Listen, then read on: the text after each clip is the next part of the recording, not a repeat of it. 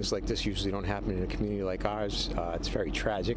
Investigators release autopsy reports today for 8 members of an Ohio family killed execution style. We begin tonight with a deadline that has passed for the mother of 2 missing children from Rexburg. Hey everyone, welcome to my channel. My name is Amanda, and if you're new here, we talk about all things true crime related. I'm currently covering the trial of the Commonwealth of Kentucky versus Brooks Houck and Joseph Lawson. This is day 6, which is on Tuesday, June 1st, of what is expected to be a 10-day trial. I count jury selection as day 1. I know that not everybody does that, but that's how I'm tracking it. As a reminder, there is no cameras or electronics allowed in the courtroom, so those reporting on the case are just relying on handwritten notes, and that's basically what I have to rely on. I basically look at everything that people are reporting, put it together, and give it all to you at one time. I'm reviewing several sets of notes from those people, and sometimes it's a little unclear of what's happening when, but I'm going to do my best to paint you a picture of what's actually happening in the courtroom. Now, before we jump in, I want to give a caveat that I've seen notes. Detective Brooks recalled to the stand. I've seen him at the beginning, and I've seen him a few witnesses, and I'm just going to get him out of the way in the beginning with everything that I saw reported on him. Like I said, sometimes things can be a little confusing when you don't actually have eyes and ears in the courtroom. It's hard to put together different pieces to a puzzle when you're not sure exactly what the picture's supposed to look like.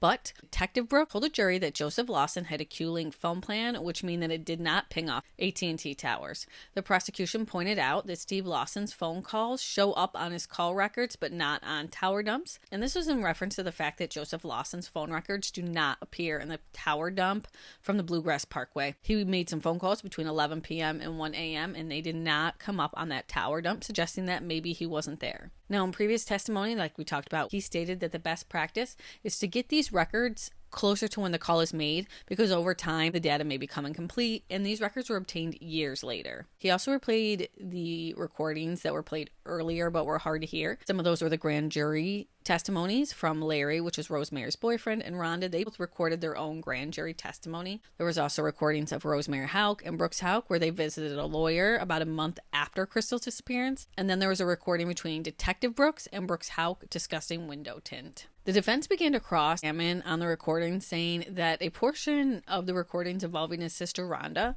Brooks can be heard saying he had nothing to hide, and Detective Brooks said that he needed to review the recording to be sure that's what was said. There was also testimony of a deposition from Terry Benjamin. He trains canines and owns a Lone Star Search and Rescue out of Texas. He actually met Detective Brooks at an NRA conference in Louisville in March 2016. The two began talking about Terry's dog, Ranger, and Detective Brooks became really interested, asking about the dog and how he searched. He was invited the next day to come and help. At this point, Terry didn't know anything about the case.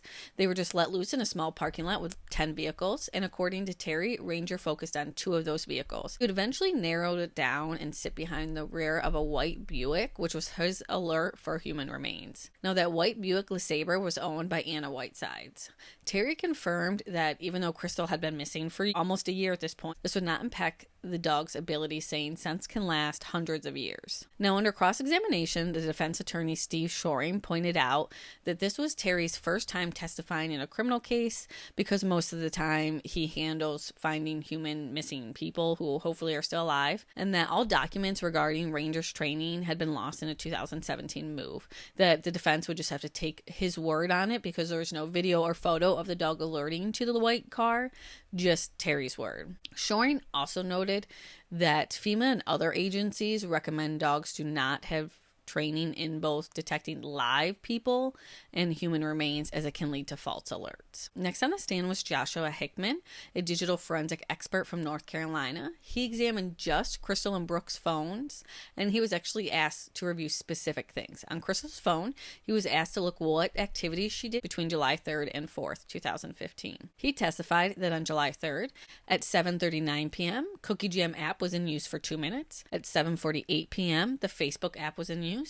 And then at 7:52 p.m., the Cookie Jam app was in use. Just the same time frame, at 7:52 p.m., a Facebook message was sent to device saying, "Okay, sounds good." And then at 7:52 p.m., it was back to Cookie Jam for 14 minutes. And then at 8:06 p.m., she played Sugar Smash, Book of Life for 15 minutes. And at 8:55 p.m., she played Sugar Smash, Book of Life for 28 minutes. And then at 9:23, the device loses power and shuts off. At 11:57, the device turns back on. someone gets into her messaging and shopping apps, and then the device is manually shut off at 11:57 as well. The next time the phone was turned on was July 6 at 10:47 a.m. when investigators powered it on days after finding it in her car. The prosecution asked Joshua directly if Crystal was playing games after midnight, and he said no, the phone was not in use. Hickman also examined Brooks's phone to extract location data, review call logs, and see if he had any games installed. He testified that Brooks's phone connected to an unnamed Wi-Fi network from 6 to 8 p.m. on July 3rd and again from 12 to 2 a.m. on July 4th. No gaming apps were found on Brooks' phone.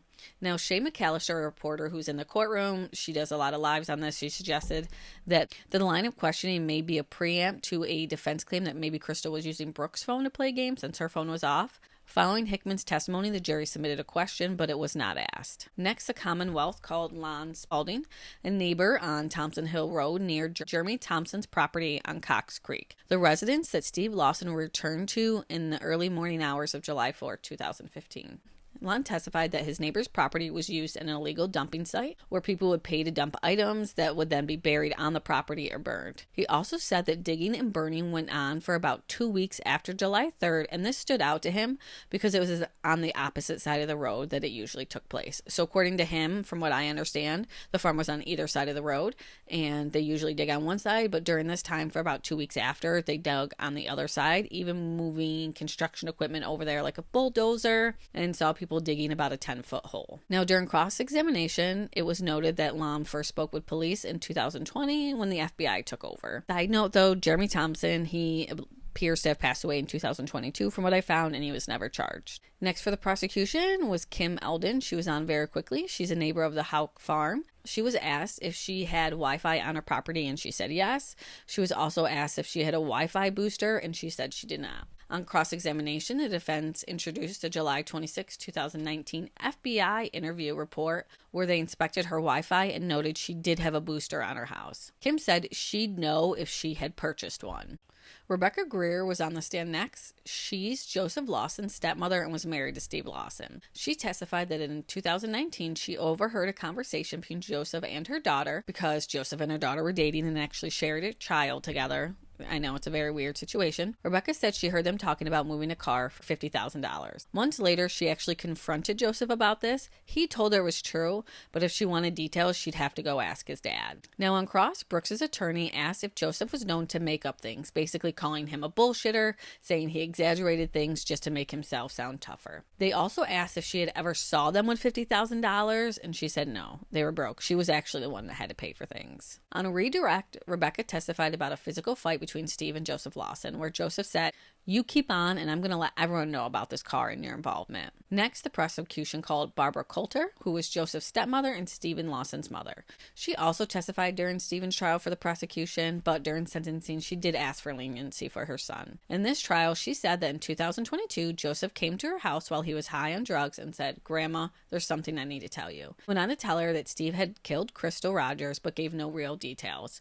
Barbara said that Joseph and Stephen always had a toxic relationship. Now, not much was noted from the defense if they asked her anything, but she did confirm that she reported this information in June of 2024. Next on the stand was Stacy Kramer. She worked for Houck in 2015, and she also testified in Steve's trial. She told the court that she saw Brooks and Steve Lawson driving around in Brooks's truck when she asked Steve what they were doing. He said, "I've got to take care of something. I've got to take care of this girl. She has 5 kids, and she's not really doing good." When she heard this, she asked if he meant rehab. He replied, "No, I wish that was the case." Stacy testified she gave this tip to police in 2005, shortly after Crystal went missing, but no one called her back. We learned in Steve Lawson's trial, I'm not sure if they mentioned this one, but there was reportedly so many tips in that first week that it was impossible for the one police officer to follow up on all of them. She ended up going in person in October 2015 to share what she had saw. Once she stepped off the stand, the Commonwealth rested its case. As with most trials, the defense made its motion for a directed verdict. Brooks' attorney, Brian Butler, argued that without a body, a motive, or a confession, the Commonwealth could not prove a murder even happened. He cited the case Phillip versus Commonwealth, another no-body case, that argued that in that case, they at least had a confession or a crime scene. quote, "It is clear you have to have one of those three things, a body, a crime scene, or a confession," Butler said.